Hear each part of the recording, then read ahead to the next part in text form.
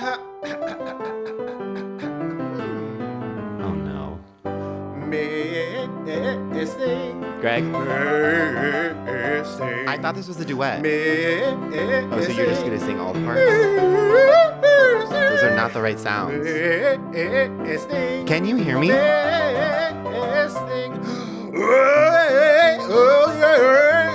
Oh, missing. Bonk. Welcome to Miss Thing. I'm Greg. And I'm Tim. And this is a podcast that celebrates and appreciates the Miss Things of the past, present, and future. Yeah, in every episode, we take a key moment from our Miss Thing's storied career and do what we are most skilled at, which is make it all about us. Yeah, lots to discuss this week on the pod. We need to talk about the huge thing that we did this weekend together. The major event. Yeah.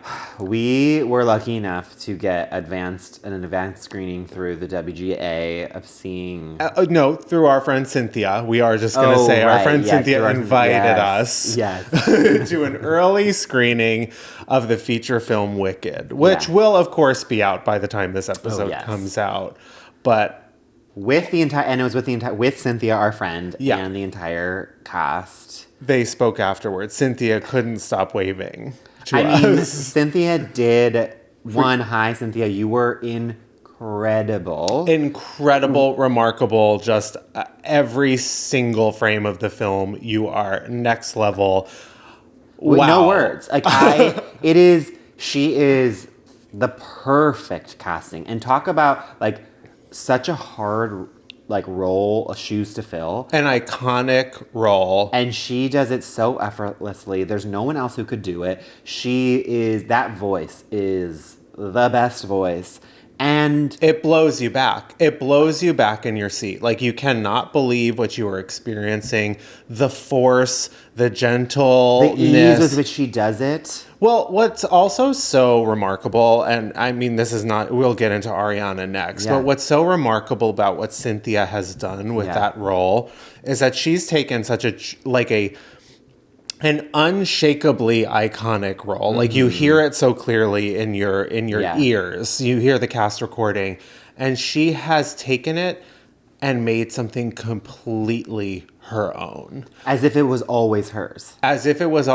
She has somehow shaken up the idea of Elphaba, and it feels so natural and it feels so new and lived in. And it's such a very an incredibly nuanced performance. Mm-hmm. She's just remarkable. The scene where they're dancing through life.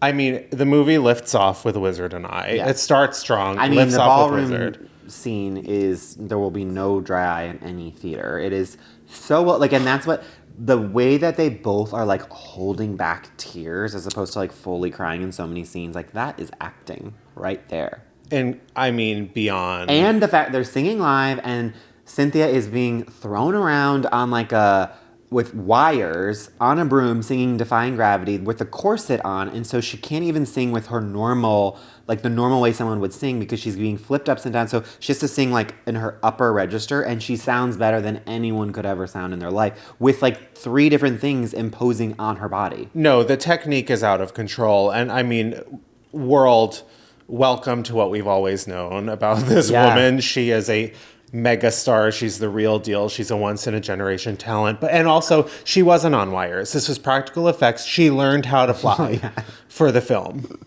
I mean, I'm actually so mad at myself because it's of course Cynthia knows how to fly. You know? Yeah, she can do it all. She really can. All of our Gennifer Zs and inertias know how to fly.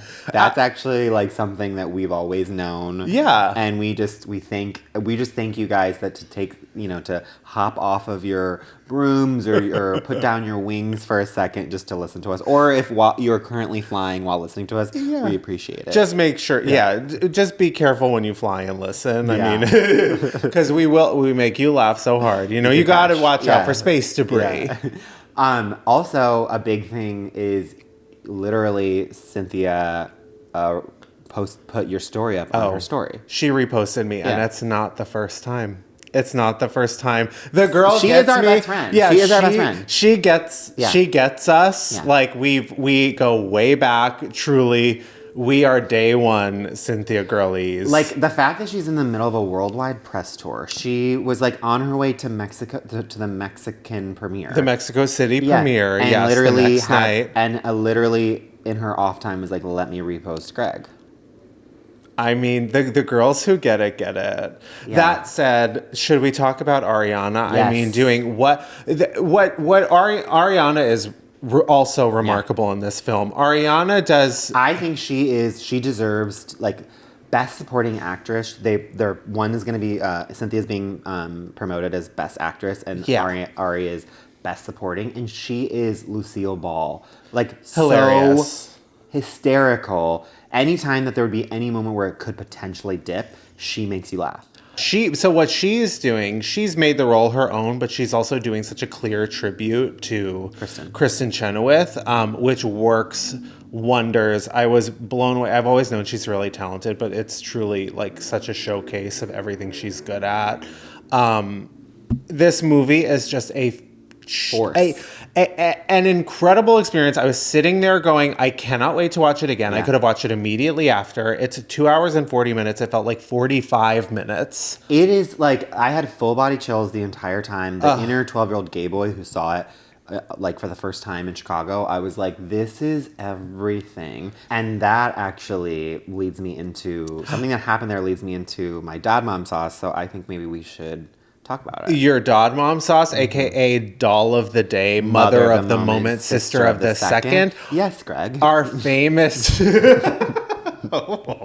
our famous segment where we talk about the person, place, thing, whatever right now that we are most obsessed with. What is your Dod Mom sauce? My Dod Mom sauce, I'm actually changing it live on pod. Wow. Which my Dod Mom sauce is you.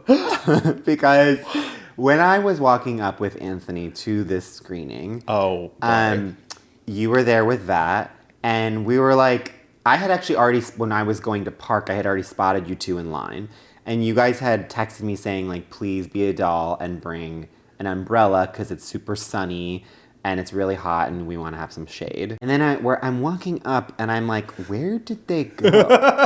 I'm like, I know exactly what, the line hasn't started moving yet. Like and then as we're walking up, the line does start to move. And I'm like, oh no, like, where are they? And then I'm like, are they in the theater? And then all of a sudden I see two people huddled together as if the atomic bomb is coming. And they are just holding on tight for their, like, just being like, I love you. Underneath a huge someone's coat. A hooded jacket, a very heavy hooded winter jacket. So I would just like the inertias to picture like literally like the longest line you've ever seen. Yeah. And then maybe like a 20-foot gap and people behind this coat getting mad because this coat is supposed to move forward, but they literally are underneath a trench coat just holding each other. And I like turned to Anthony. I'm like, I think that's them. Yeah, shading ourselves from the sun. You know, that's why we asked for the umbrella, which you, of course, flew in on so as not to get noticed. Mm-hmm. It's so crazy that you sort of bring that up. Well, first of all, thank you. I'm honored to be a Dod Mom any day of the week. I mean, the fact that you are, like, it's clear that how much you value sun protection. Sure. Yeah. Yeah. And I still have a sunspot on my face. And it was so funny. Moments before I felt the hand on my shoulder grab me, I was saying, that wouldn't be so funny, like, if we miss the line, the door's opening and the line is moving and we miss it. Well, I will say it was kismet because just as we were coming up that way is when they opened the doors. And so if it had been even 30 seconds later, people would have turned on you because you were not moving. And thankfully we were there to rip off the coat and be like, girlies, we gotta go. Absolutely. Yeah. Well, that screening was stressful enough in the sense that, like, most of those people were not going to get in. We ended up being there an hour and 15 minutes before because we were planning to park and go eat nearby. And when we got there, the line was already almost wrapped around the corner. So we were like, guess we're staying. Yeah. But so glad we got there when we did. And we got incredible seats and, of course, got to experience the incredible film. So thank you also for sort of pointing out that, you know, I was holding up the line. And you're welcome for the space. And you were saving me the spot. Now, I need to know, how Not how. Well, what? How? I need to know how, what, when, where, and to what extent all of the above. Your Dad Mom sauce is. Wow. Okay. Well, I'm just sort of digesting what you just said. Yeah. I have a Dad Mom sauce that I think I have to lead with an apology. Okay. I never thought this day would come. My apologies to Gracie Abrams. The song That's So True by Gracie Abrams is maybe the greatest pop song in the last 20 years. Go.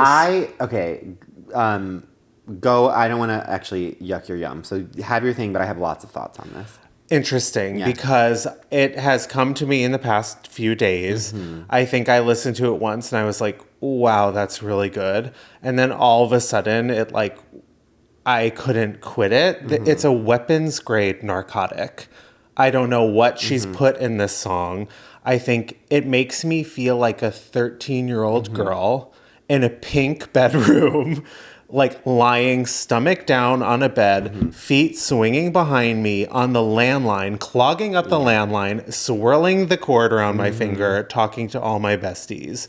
Like while that song plays on repeat, the single plays on repeat, like from my cassette. Oh. Like I just... From your vinyl. Yeah, there's something so like it evokes something so young within me. Many songs have tried to recreate that feeling, and I feel they've all been very unsuccessful. I don't know what she's done. I'm amazed by it. Okay, I have a very important question. Why is it called That's So True? I think she says it at one point in the song. I listened to it 10 times in a row. It does not make sense, and it drives me crazy because I'm listening to the lyrics, and she's a lyrics girl, and it's like the story is like her thinking that the new girlfriend is so cool, and I'm like, and then out of the blue, she's like talking about that and how she doesn't like it, and then she just goes, "That's so true." And I'm like, what's so true, Gracie? It's an incredible question, but I don't think that's what we're worried about right now. I think I can't enjoy the song because I don't understand the title. Okay. Yeah, no, I do think it's That's So Cool, but like if that was the name of the song, I wouldn't have listened to it. That's So True, I can handle. That's So Cool, I can't. There's something she's like tweaked the formula just enough that it works. I don't think I've heard a song so catchy since Natalie and Brulia's Torn. The other thing I was going to bring up on the pod, not to completely switch subjects, but I do feel like it's a full completion moment that the Jennifers have been on this journey with us, which is I got my windshield wiper fluid replaced this week. And by got, meaning I did it myself. And the man at the store, big ups to him because he was going to go on a 10-minute break. And I said, no, please, sir, I will never get this replaced if you go on this, if you go on this 10-minute break right now at the gas station. I will never in my life drive this car with windshield wiper fluid. No, now is the time. Now is the moment. We all are in this together. Yeah. We need to like make sure that I get windshield wiper in my car. Which reminds me, we need to do that for me. I need to borrow it. Oh, I have it. I have like a half a liter for you. That's what a sister does right there. That's my Christmas gift. Yeah. Oh. Well, I'll Venmo you for it too. It's your Christmas gift, and I also Venmo you for it. For the full price plus 10% like finder's fee. It was like $9 and so well priced. Because then I went on Amazon because I was like convinced that I was like... you overpaid. That I overpaid. It was like $24 on Amazon. Yeah. That's crazy. Yeah. I feel like usually Amazon's the cheaper option. Not anymore. Yeah. Temu was the future.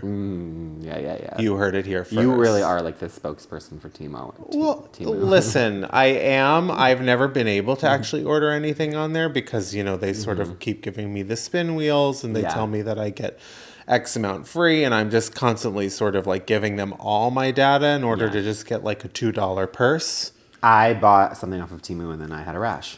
So, yeah. Mm-hmm. And on that note, I hope you don't spread it to me. Okay, we're going to take a break. This was 2 years ago, so I probably already did.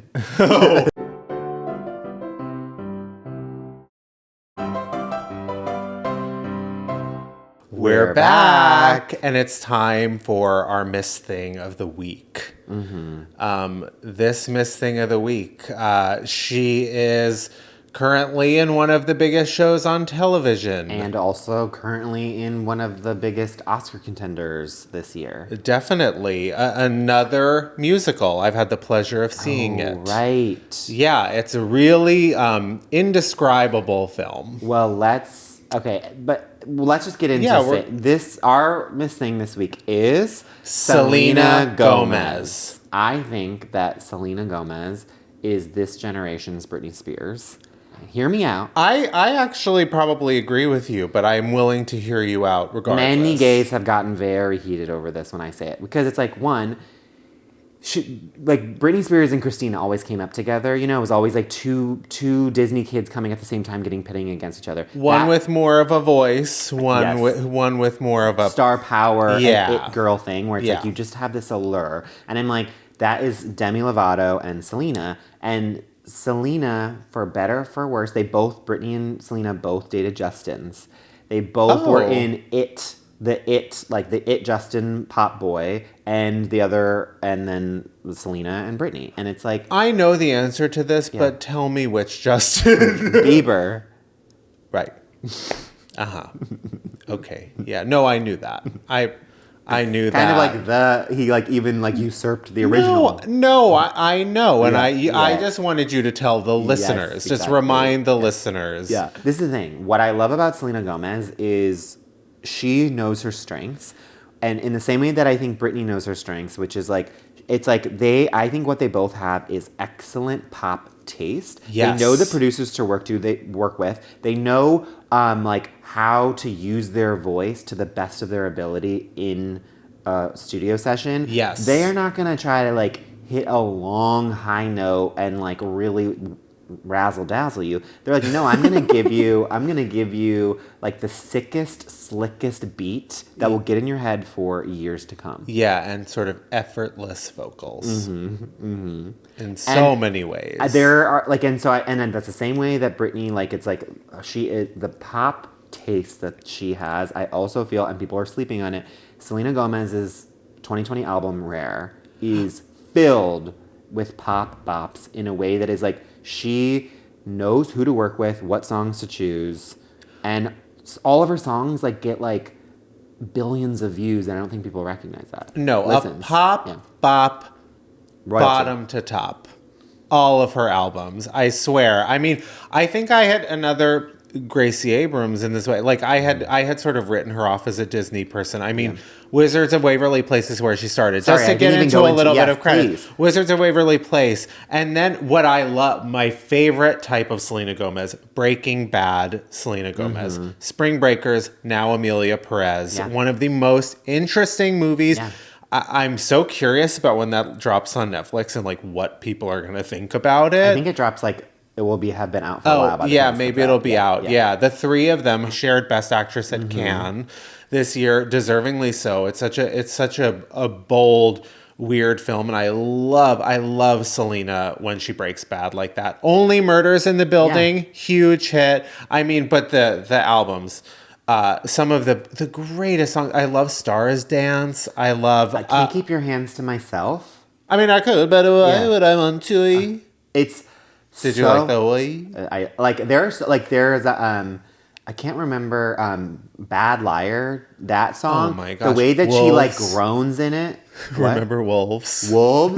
Calm Down or something. There's so... Baby, calm down. Yeah. That reminds me of my vacation last summer. Oh. I was singing that, sort of going like this, because it was always playing in every car. She is... I can't emphasize enough. I just genuinely think that she knows exactly what we want to hear.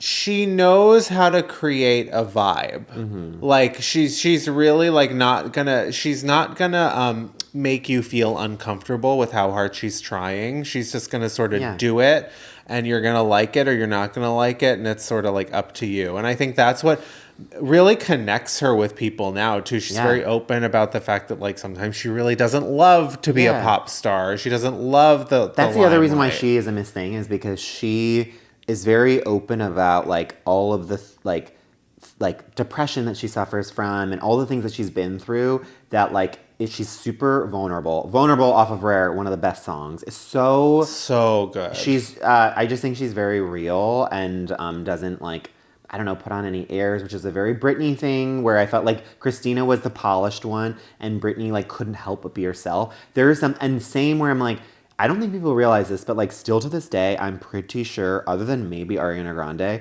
I think she's the most followed Instagram person. She is for a woman up there. Yeah. At one point, I think pretty recently, she was the most popular, most followed person on Instagram, which is I think it speaks to the authenticity thing. I think obviously she's so beautiful and a pop star and an actress. But like over Taylor Swift or Beyonce, like people you would think would be the most followed. Yeah, she's just sort of got that pull on everyone. I think she keeps people interested. I'm kind of like, wow, we've talked so much about this queen, and now I'm like, let's talk about these two queens right here. Yeah, exactly. Yeah. It's kind of like we've given her our flowers, and now we need our flowers. We need our own flowers by talking about ourselves. I'm getting jealous. Yeah, in the way that fills our cups. Yes. You know? Greg, how do you make Selena Gomez all about yourself?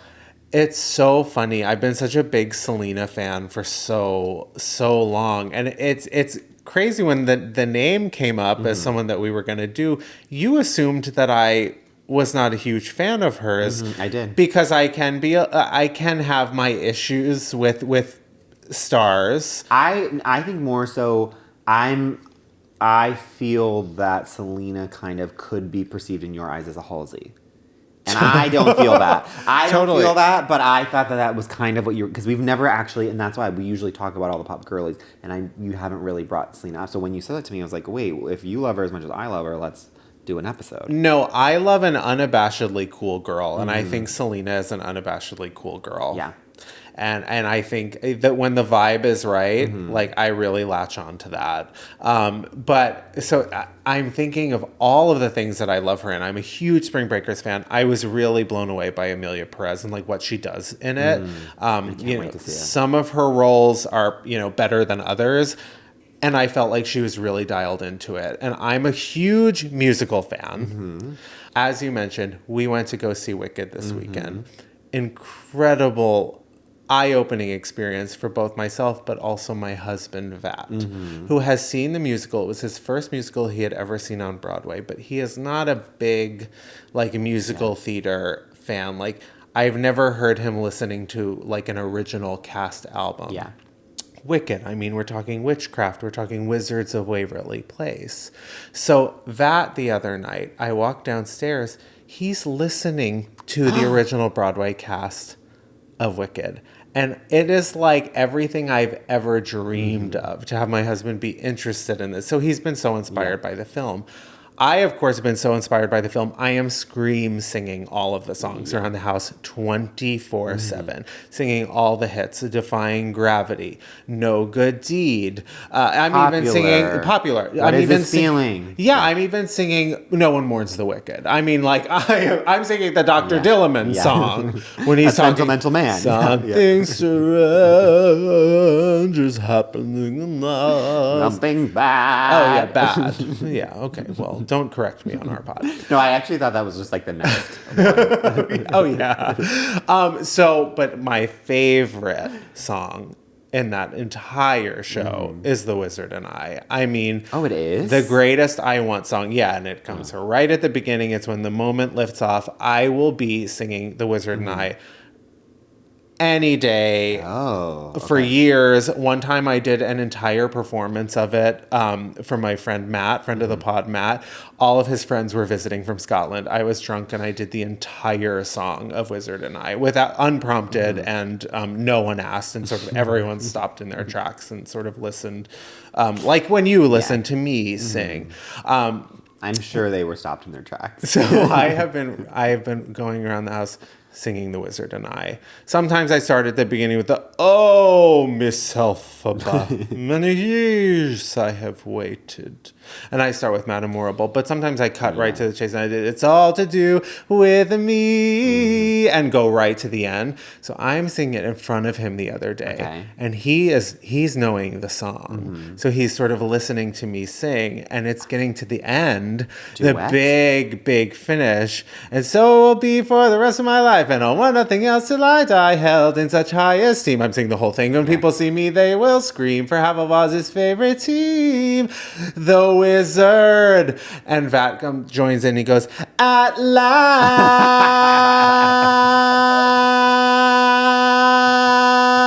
Holds it for 25 minutes. My husband thinks the lyrics to that song are the Wizard at last.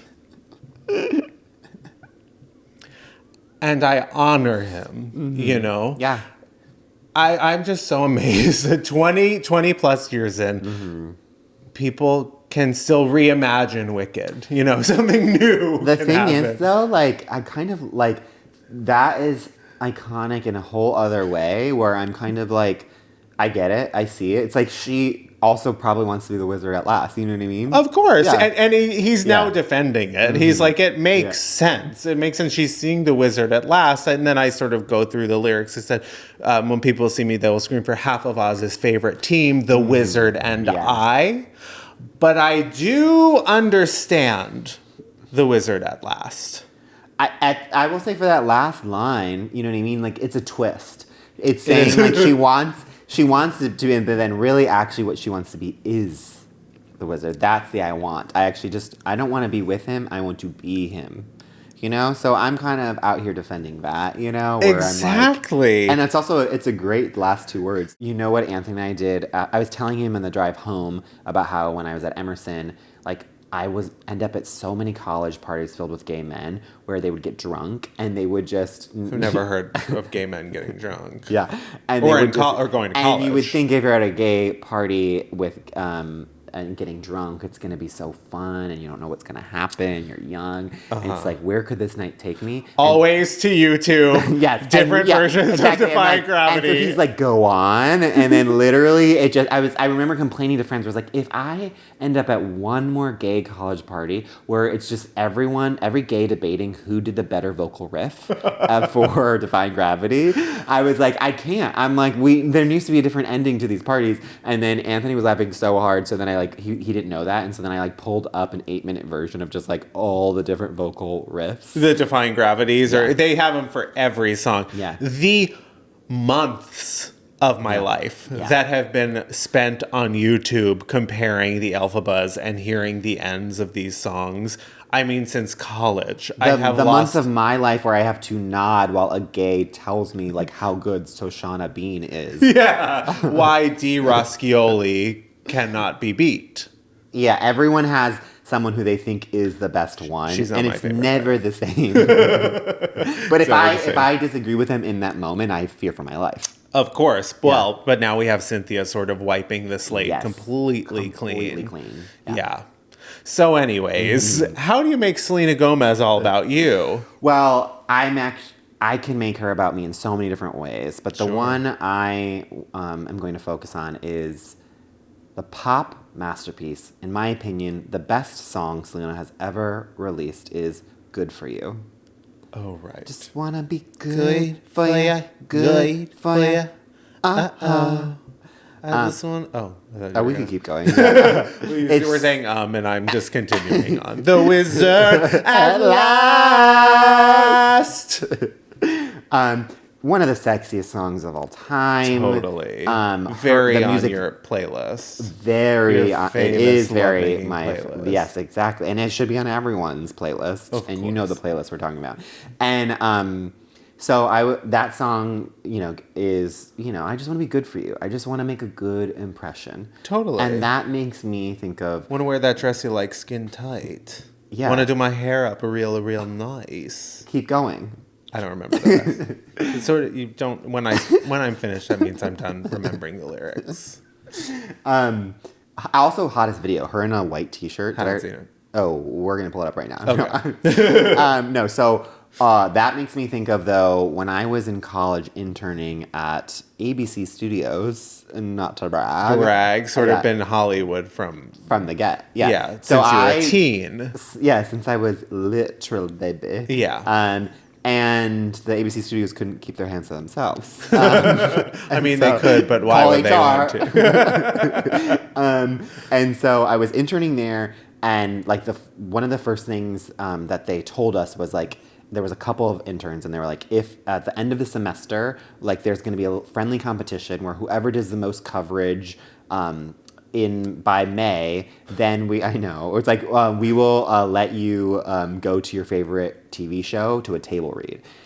And so friendly competition. Yeah. It's like, we're going to chain you to these desks and leave you here without food or water, and you just sort of have to maximize this experience. And I bought it hook, line, and sinker. I like stayed late. I like came in on the weekends. I was like, because Happy Endings was on the air at the time, and it was my favorite comedy. Oh, yeah. And I was going to school for writing for TV, and I wanted to be in TV comedy. So I was like, this is my moment. I have to go to this table read. I have to make a good impression, because if I get on the table read and they see me see how funny I am, they're gonna hire me. Right? You're gonna do you can do like all of the parts. You can do your impressions. I'm gonna make them laugh. The writer's gonna be like, "You're hired."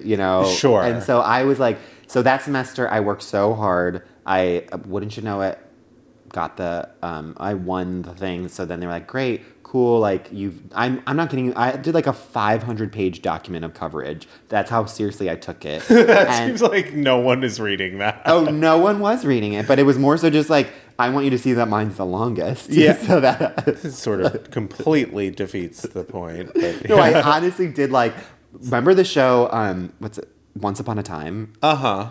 There was like 700 episodes of that, and I had to like recap them. It was insane. Oh my God. Anyways.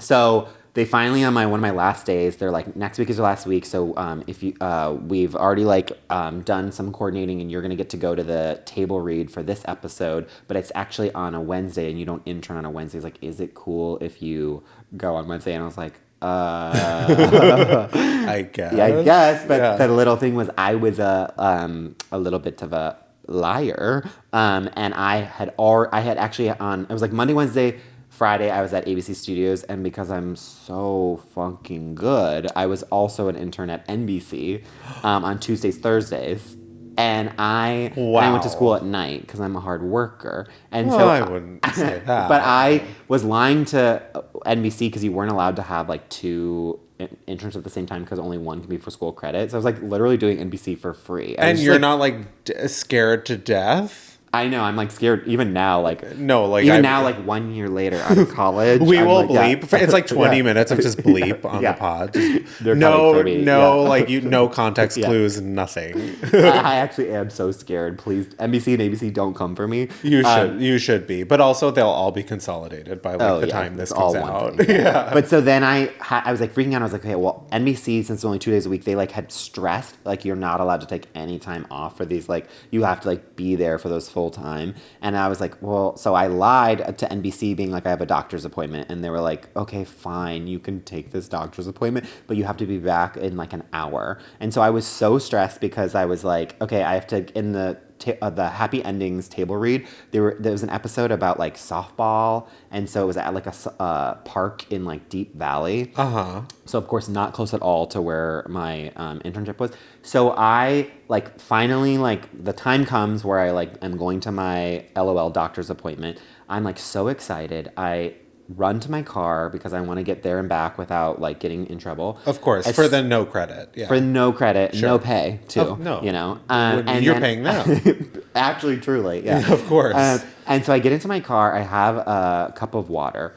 Immediately, somehow, I don't even know how I did this. I honestly just think I somehow just took the glass of water and dumped it onto my crotch. Like I don't even know what happened, but I was like, what happened? I've been there too. Yeah. Well, and so then I was wearing khakis. I was like fully dressed because you had to be like dressed nice for this internship. Yeah. And so I was already feeling self-conscious about the fact like everyone in Happy Endings is going to be really cool and cash, and I'm going to be like so overdressed, but like whatever. I get in my car. That happened. I'm like, great. I am going to look like I peed my pants. And Yeah, so, at least it was just water. well, but no one else would know that, so I was freaking out, and I was like, I can't show up to this thing making them think that I peed my pants. Yeah, I can't show up to this thing full Liam Neeson style. Exactly. So The then man just pees his pants constantly. wait, I didn't know it was constantly. You haven't seen this? There's multiple shots of him on several one, different nights. Yeah, where he's fully peed himself. Well, I mean, supposedly he also has a massive. Yeah, he can't control it. Yeah. I mean, that's a lot. It's a lot lot of to working out. contain, A lot of yeah. kegels. Well, so I'm in my car and I'm like, okay, how do I rectify the situation? I'm gonna blare the heat directly onto my crotch so that it dries as quickly as possible. I've got 10 minutes. Not for once thinking about the fact that it's already 85 degrees outside. So by the time I arrive to the table read, I have the most massive pit stains you've ever seen in your life. And if you think that the wet water stain over my crotch is dry at all, you would be wrong. No. So you have swamp crotch as well. Yes. And your back, I'm sure, was I dripping. was covered in sweat, but still like not enough where it looks like I was like, it would be like all one cohesive wetness. It was just like wet, like patches everywhere. Yeah, it's equal opportunity. Yeah. It looks like you just got out of the pool. I was mortified, but then I'm like, okay, I don't have time, I have to go. So I rush to the table read, and then of course, because it's Hollywood, even though I get there like 1 minute beforehand, they're like, we're everyone's running late, so it's gonna be like 20 minutes before they come. So then I'm freaking out because I'm like, well, I have to be back in an hour, and I'm like, okay, well, maybe this will get things to dry. It doesn't, but I'm manically going in the corner where all the craft services is, and they like only have vegetables, so I'm just like housing like carrots like a rabbit, manically like chomping down. They come in, I look like the weirdest person you've ever seen in your life, just like chomping on carrots, like so wet, like sweaty. It was not a good look. And then they like, and I was like, okay, this is when I start interacting with them. They're immediately like, okay, like let's start the table read. Yeah, of they course. sort of go Yeah. right to work. They have a few people they sort of need to talk to. I am not one of them. Right, the person with a wet. Yeah. And then you quickly find out that, like, I'm not even, like, sitting. I thought I would be sitting, like, next to the cast at the table. I'm, like, truly, like, 5 rows deep in the corner, you know? Right. So I was, like, so disappointed. And then not only that, but then, like, as soon as it ends, I have to, like, that's when they all start mingling. And normally I'd be like, okay, this is my shot. But I'm already, like, fuck, I'm going to be late. So then I have to run as quickly as possible out there. And I'm like, I'm not going to have any time to interact with them. As I'm running out, I'm going to my car. All of a sudden I hear I turn, I look up, and then because Casey Wilson was walking next to me, got a look at me, and inadvertently gasped. And then I gasped, and we were in a gasp-off. And then she just turned her head and sped up, walking quicker and farther away from me. And she wasn't, I don't blame her. I think it was a lot to take in. Yeah. But I will say that I really wanted to make an impression with them, and I believe I accomplished that. Yeah, you definitely made an impression. They will never forget you. Yeah. Well, you know what's even like the real kicker is when I did rush and like almost like get a speeding ticket to get back to NBC on time, like ran in thinking I was going to get yelled at because I was like 5 minutes late from when I said I would be. Not a single soul was there. They were all like taking a long lunch. They were home for the week. It was a Monday. Oh, no, a Wednesday. They were home for the week. Exactly. Yeah. So, Greg, I have a game for you. Okay. My game is called What Table Would You Sit at Selena Gomez's Wedding?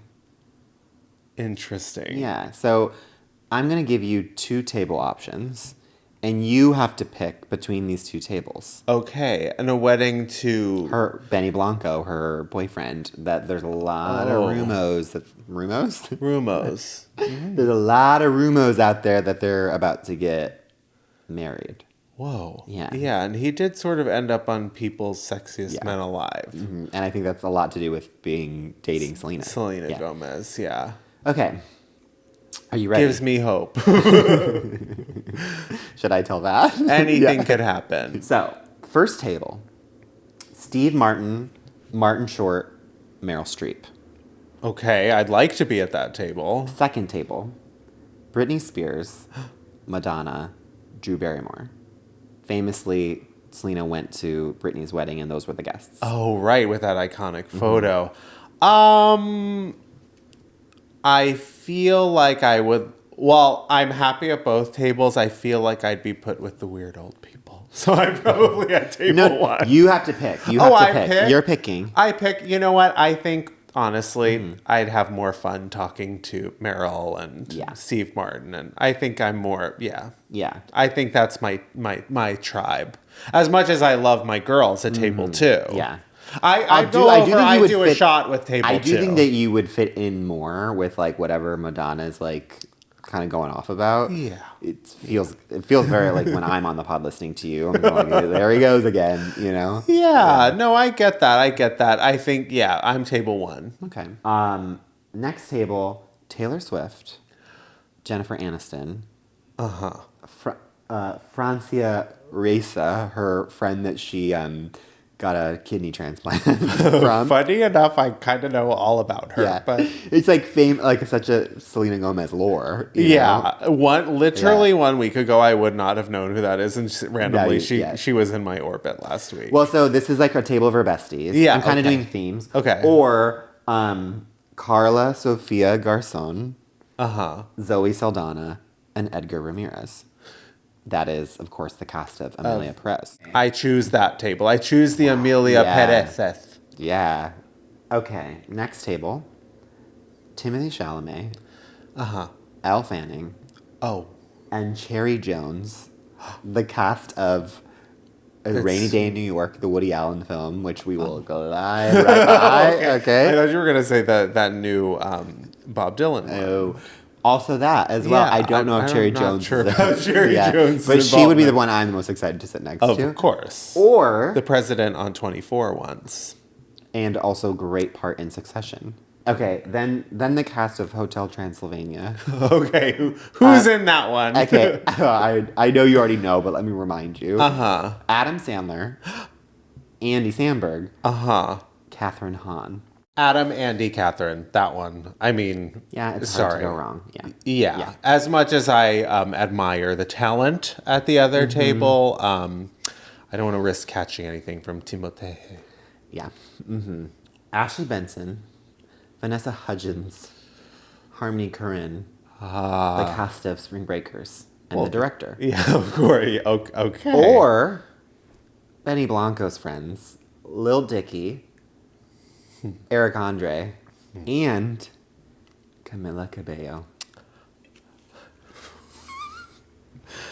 I'm going to have to say the cast of Spring Breakers. Wow, you are not going with your girl Camila. As much as Camila's growing on me, I think I have more to talk about with the Spring Breakers. You would have so much to talk to with Ashley Benson. Yeah, and Vanessa Hudgens and we would start singing. We'd be singing The Wizard at Last together before the end of the night. You know what is... we can fully cut this. Sure. But you know what is so messed up? That that culture was so fucked in 2007 that Vanessa Hudgens' nudes were leaked against her will. Right. And everyone vilified her. And she had to do a public apology. Because it was High School Musical days. When it was no, someone stole those and then leaked them. And she then was vilified. Anyways. Yeah. Vilified, word of the week. What else? Vilified, beautiful name for a boy. Oh, right. Beautiful Billy, name for... Billy! If I named my child Vilified, for the most part, I'd say Billy, but then when he was really getting on my nerves, I'd say, Vilified, get your ass in here! And with that, let's take a break. Yeah.